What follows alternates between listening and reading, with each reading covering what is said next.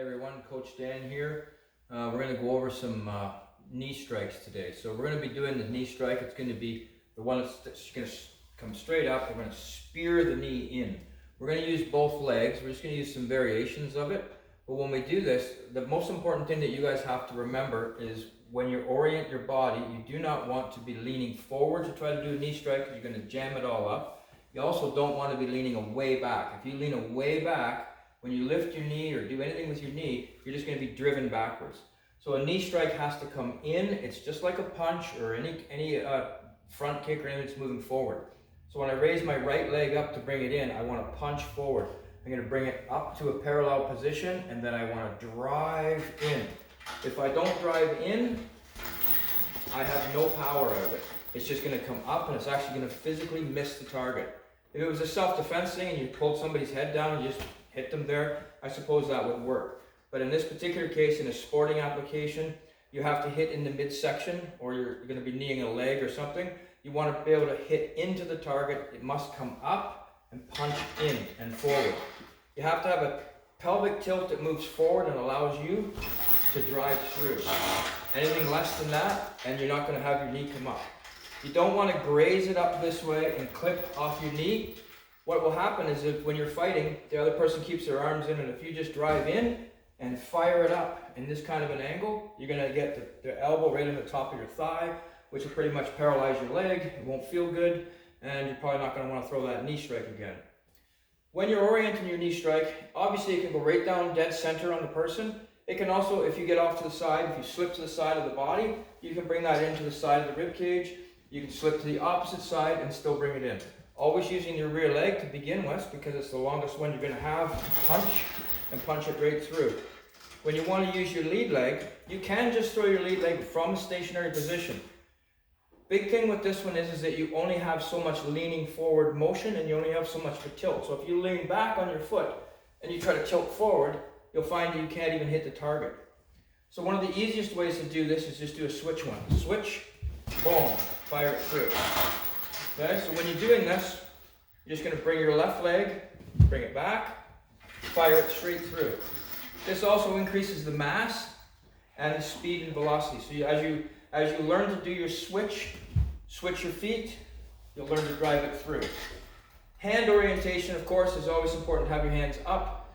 In this particular case, you're probably going to be in a clinched position. Not always. You can fire a rear leg knee strike without having a clinch. You can even fire in with your lead leg. Biggest thing is when you get to the clinching, you have to make sure that your elbows are going to stay in, because they're eligible to do the exact same thing to you. So if you're going to have your arms way up and you're striking this way, you're guaranteed that you're going to get just as much of an impact and damage. So keep the elbows in, have them oriented in an upright position, close to the head, body, everything. Everything's tight. So when I bring this leg back, I can't just be dropping my head forward. That's a mistake I see a lot of people. They switch kick and they drop their head forward, and then they somehow try to bring their head back. You have to keep your head in a level position. So it doesn't really move. It doesn't really lean back, and it certainly doesn't move forward. So if I'm here and I drive my head in, that's the first thing that's going to get hit. Okay, so when I stand up nice and straight, I want to fire this guy back, and my hand is there already. Another big mistake I see with this is when the people go backwards, is what they do with their left hand. A lot of times people just flare and then try to throw. They forgot that they have a left hand. So don't forget with that left hand. The left hand doesn't go anywhere. It's already here. It's already forward.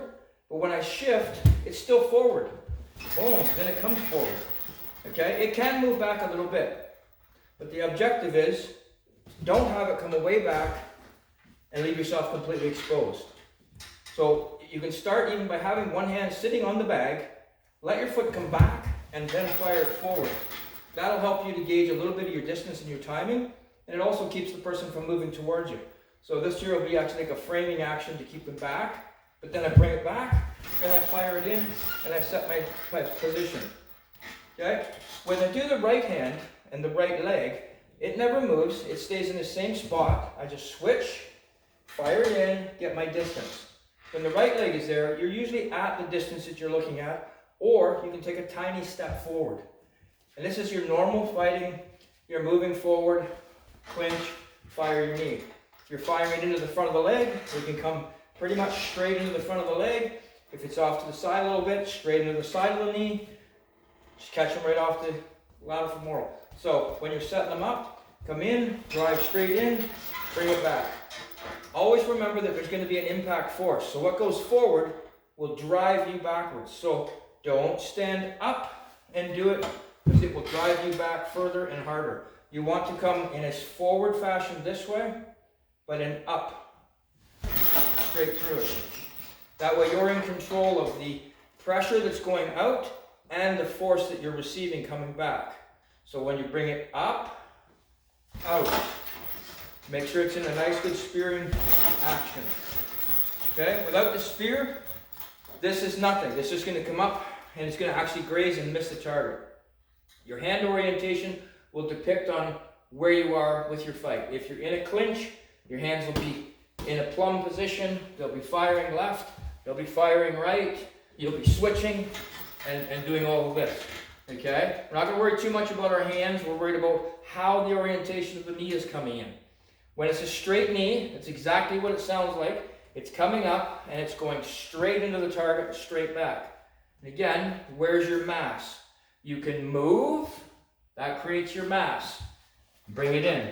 You can switch kick. When you switch kick, you're moving forward again and creating mass. If you want power, there has to be mass behind it or a lot of speed. So when I set this up, I'm also going to be jabbing to cover the face, right hand, and then come right underneath. It's very simple, just a simple combo, and bring that right underneath.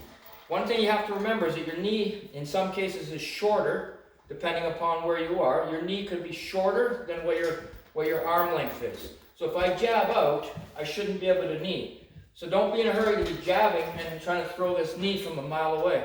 You have to set it up. You can throw that right hand, slip in, and throw your knee. Okay?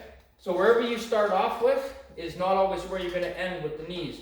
You can be starting a lot of these movements here. You're going to move all around, be oriented. When you get out too far, the knee strikes are not going to be a viable target. You're also going to set them up with some of your kicks too when you're moving in.